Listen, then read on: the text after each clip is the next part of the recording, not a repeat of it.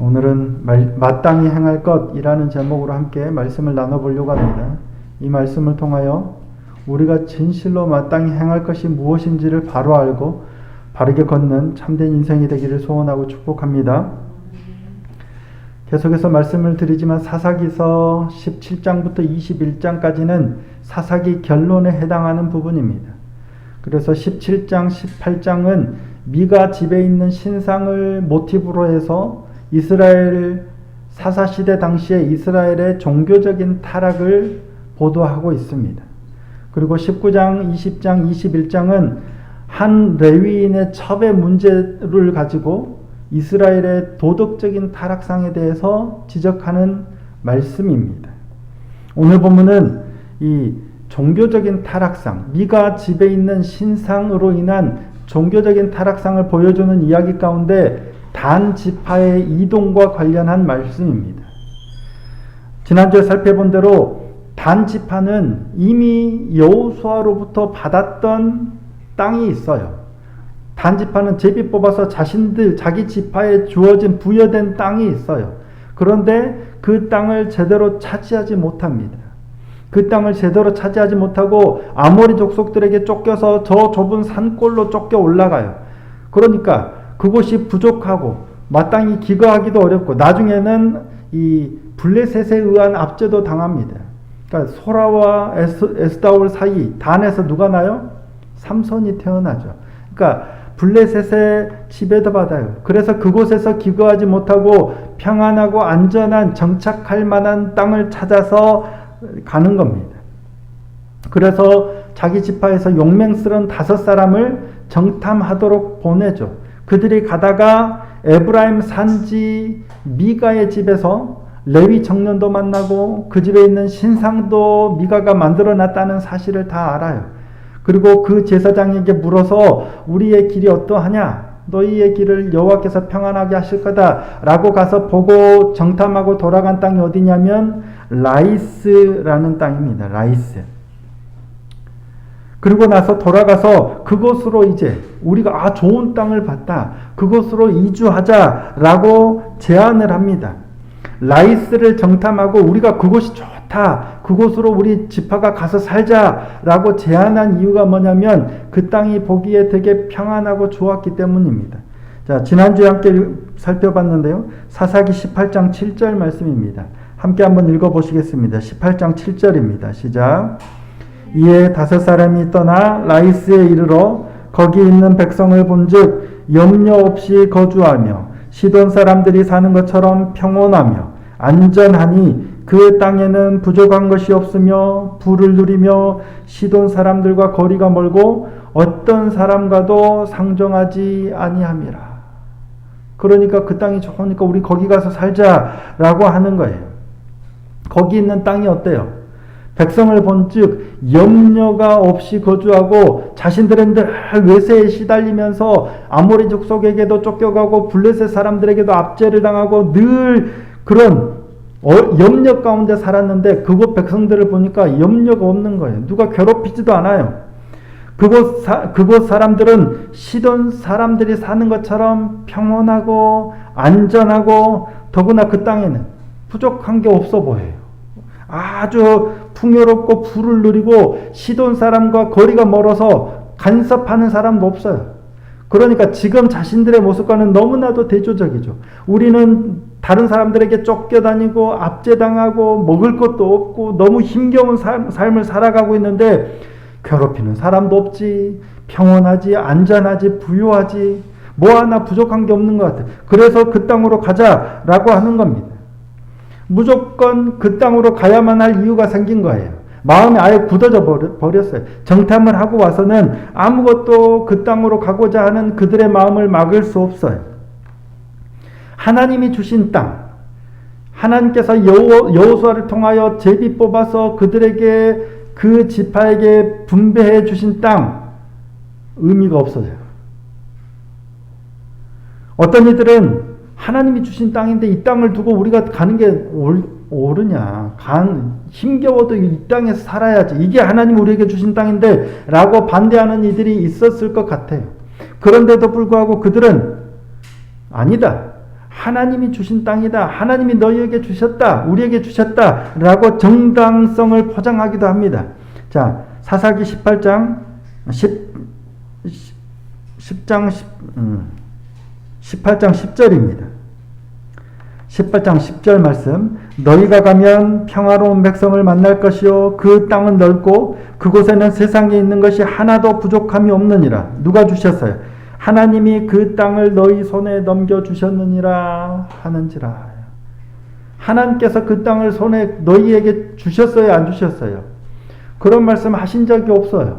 이들은 하나님께 여쭤본 적도 없어요. 하나님의 뜻이 어떤지, 가야 되는지, 하나님이 보여주신 땅인지 물어본 적이 없어요. 근데 자기들이 보고 너무 좋고 평안하고 자기들 마음에 쏙 드니까 그 땅이 하나님이 우리에게 주신 땅이다 라고 하면서 가는 거예요.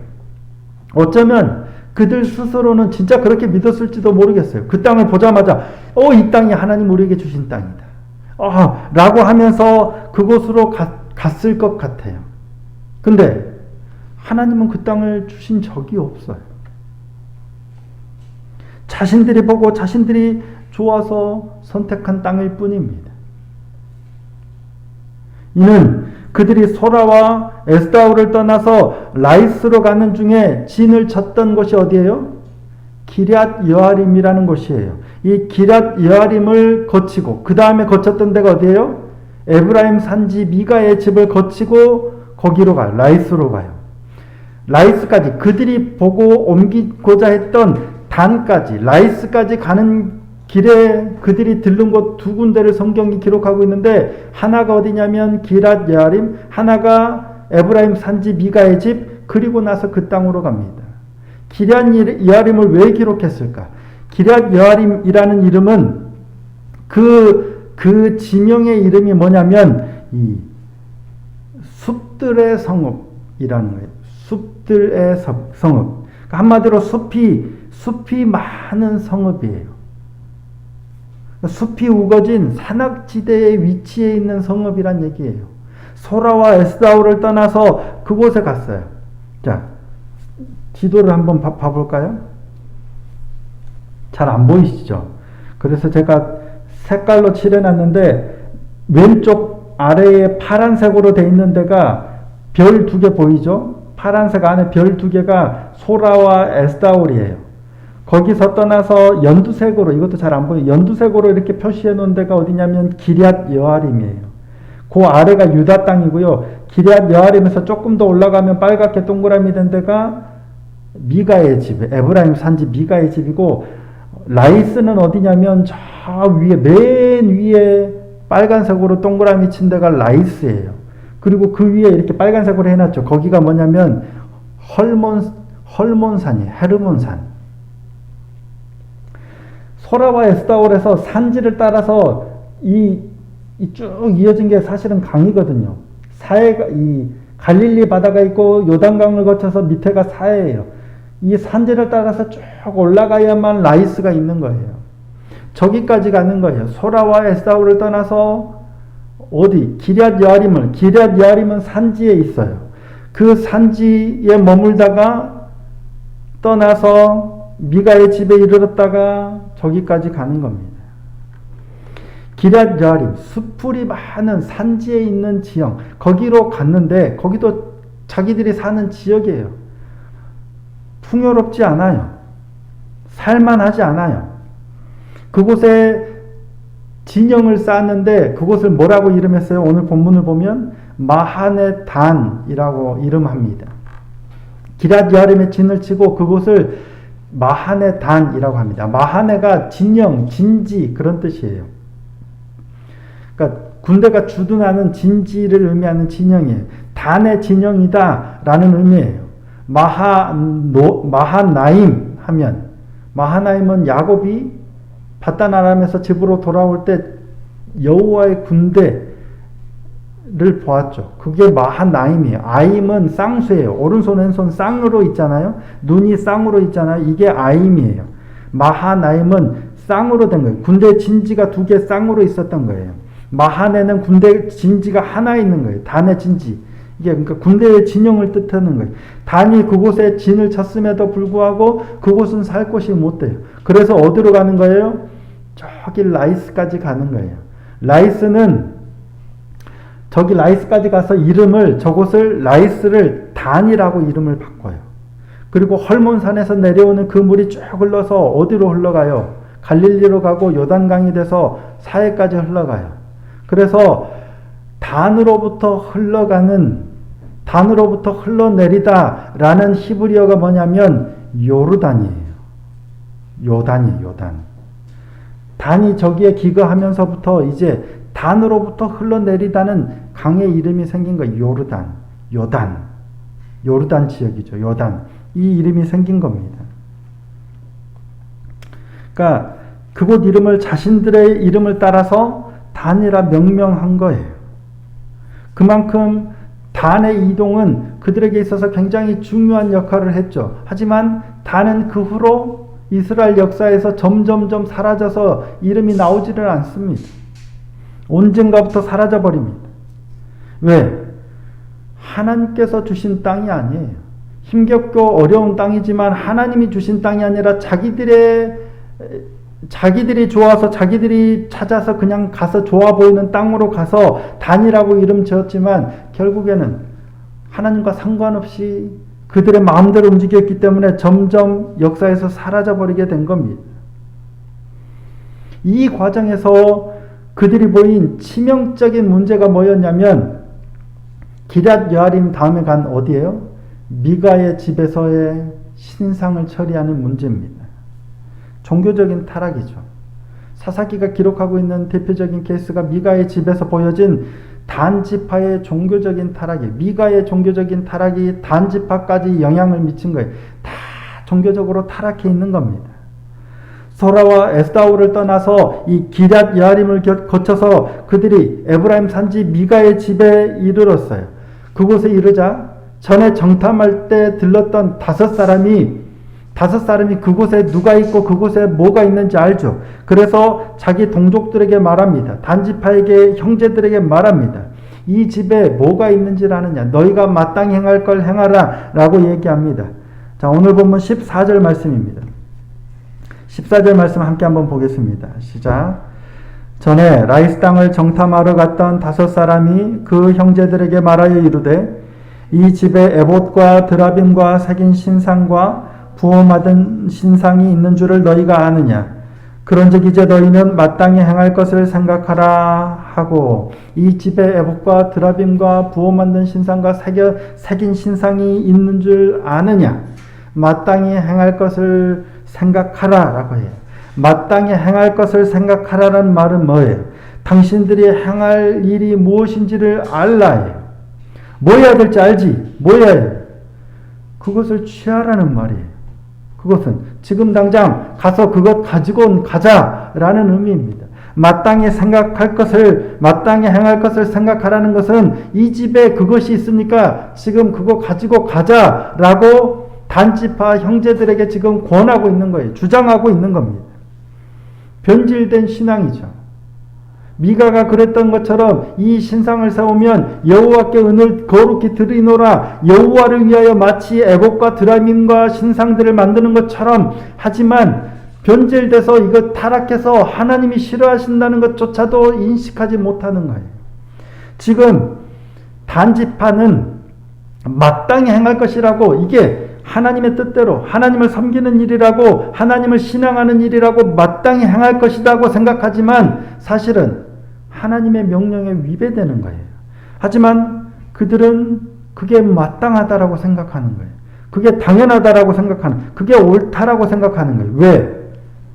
왕이 없었기 때문이에요. 자신들이 옳다고 여기는 게 이게 맞네 라고 하는 거예요. 어제 새벽에 말씀드렸던 것처럼 메타인지 능력이 현저히 떨어지는 거죠. 내가 정확하게 몰라요.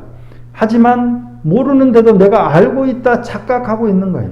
내가 무엇을 알고 있고 무엇을 모르는지를 정확하게 파악하는 능력이 메타인지인데 이게 잘 안 되니까 내가 알고 있다 생각하고 나는 믿고 있다 생각하고 착각하고 있는 거예요. 이게 하나님을 위한 일이다라고 하고 있지만 전혀 헛다리를 짚는 거죠.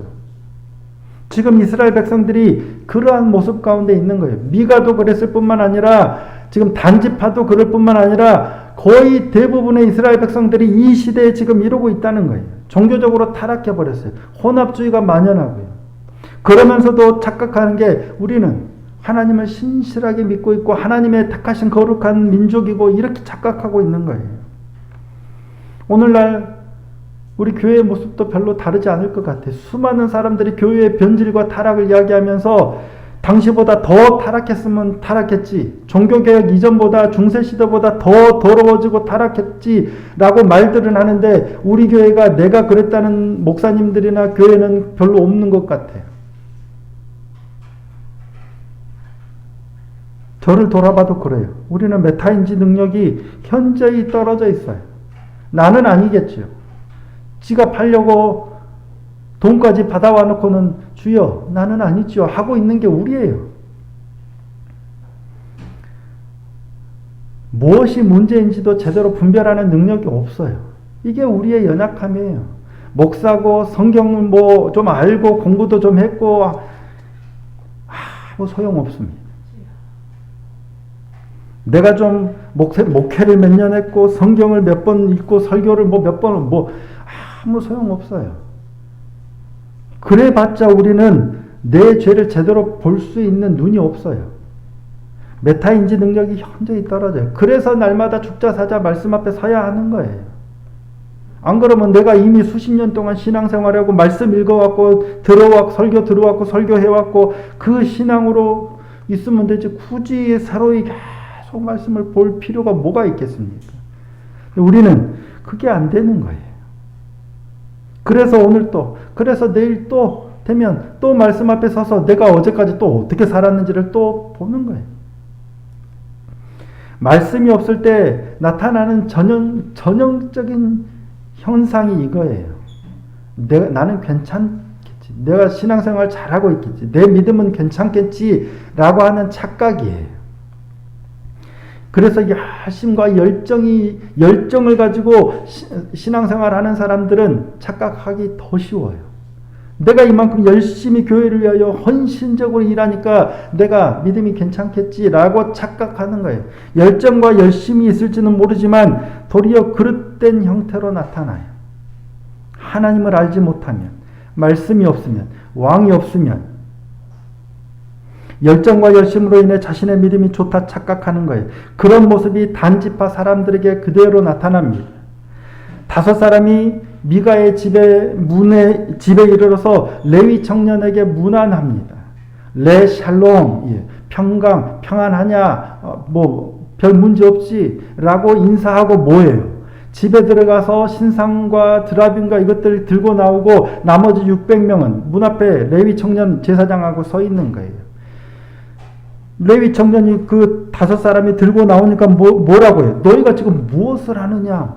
이 뭔 말이에요? 그거 왜 들고 나오냐고. 너희가 왜 들고 나오냐고 만류하는 거예요. 이에 그들이 뭐라고 얘기합니까? 잠잠하라. 내 입에 손을 대라. 아무 말 하지 말라는 거예요. 자, 19절입니다. 그들이 그에게 이르되 잠잠하라. 내 손을 입에 대라. 우리와 함께 가서 우리의 아버지와 제사장이 되라. 내가 한 사람의 집에 제사장이 되는 것과 이스라엘의 한 지파 한 족속의 제사장이 되는 것 중에서 어느 것이 낫겠느냐 하는지라. 조용히 해. 아무 말 하지 마. 네가 이 미가 집에서 제사장 그냥 하는 것보다 우리 지파의 제사장이 되는 게 낫지 않겠느냐. 찍소리 말고 우리 하는 대로 그냥 따라와 라는 거예요. 분명 평안하냐 라고 문안하고 정당한 것들을 마땅히 행할 일들을 하고 있는 것처럼 하고 있지만 그들은 오히려 협박하고 강압적으로 자신들이 원하는 대로 자신들이 생각대로 자신의 힘을 사용해서 지금 완전히 강도짓을 하고 있는 거예요. 왕이 없을 때, 종교적으로 타락했을 때 우리가 보이기 가장 쉬운 모습이 바로 이런 모습 같아요. 뭐냐면 바른 일을 행한다는 바르게 길을 가져가면서 강압적으로 행하는 거예요. 권위적으로 행하는 거예요. 왜냐하면 내가 옳기 때문이에요. 나는 믿음이 좋아요. 그래서 믿음을 가지고 열심히 이 일을 추진하기 때문에 내가 옳아요. 그러니까 나와 다른 사람은 옳지 않아요. 그러니까 나를 따라오라는 거예요. 이게 맞다는 거예요. 나와 다른 사람은 잠자 마라. 입에 손을 대라. 찍소리하지 마. 따라와. 강압적이고 권위주의적이 돼버리는 거예요. 진리를 지켜야 된다는 생각에 잘못을 용납하지 못하고 그렇게 하지 않는 사람을 무조건 배척하고 자신들에게 강압적으로 맞추려 하는 성향을 보이는 거예요. 이게 옳을까요? 예수님은 그렇게 하셨나요? 옳고 그름으로 따지면 예수님을 이길 수 있는 사람이 있어요? 없어요? 없어요. 아무도 없어요. 예수님이 하지만 그런 이들을 어떻게 대하셨어요? 내가 오라! 너희들은 잠잠하라! 다 나 따라와! 라고 하신 적이 없어요. 예수님의 모습을 생각해 보면, 말씀을 통해서 예수님의 모습을 우리가 묵상해 보면 강압적인 모습은 발견할 수가 없어요. 언제나 온유와 겸손이에요.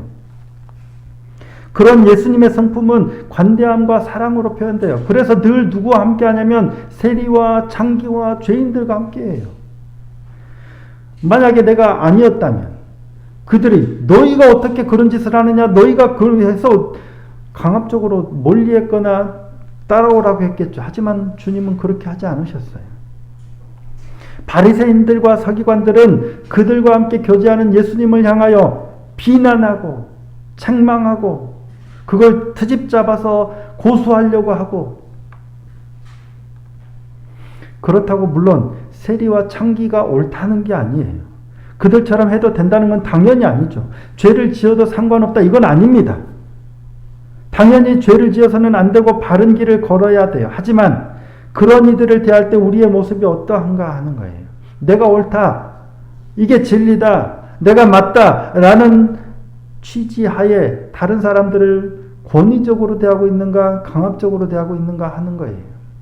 예수님은 전혀 권위적이지도 않았지만 사람들은 예수님에게서 권위를 느껴요. 예수님은 강압적이시지 않으셨지만 누구나 다 그를 통해서 변화가 됩니다.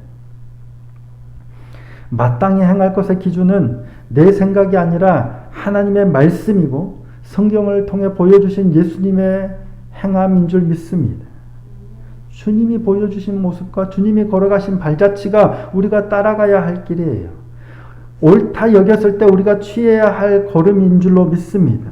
내가 옳다고 잠잠하라, 네 입에 손을 대라, 이거 아니에요. 우리는 오늘날 내가 옳다, 틀림없이 확신하는 일을 추진할 때 이와 같은 모습일 때가 얼마나 많은지 모르겠습니다. 아무리 생각해봐도 이게 맞아, 너 아니야, 이게 맞아 라고 했을 때 보이는 보편적인 모습이 이거예요. 특히 내가 어른이거나 내가 지위가 높거나 힘이 세거나 이럴 때 보이는 모습이에요. 이게 하나님이 뜻이냐, 이게 하나님이 기뻐하시는 일이라 착각하며 그렇게 강압적으로 권위적으로 행할 때가 얼마나 많은지 모르겠습니다.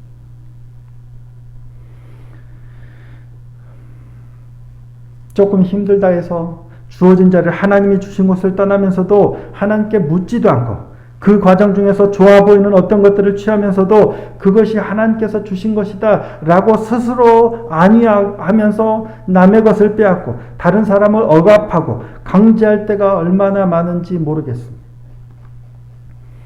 오늘 이 저녁에도 날마다 말씀 앞에서 내 행동에, 내 선택에 스스로 정당성을 부여하기 전에 그런 행동들이 과연 하나님 앞에 어떠한지를 먼저 하나님께 묻고, 그리고 하나님의 말씀을 따라 움직이는 기도의 사람, 말씀의 사람이 되기를 소망하고 축복합니다. 마땅히 행할 것의 기준은 언제나 하나님의 말씀이고요. 언제나 주님 걸어가신 길인 줄 믿습니다.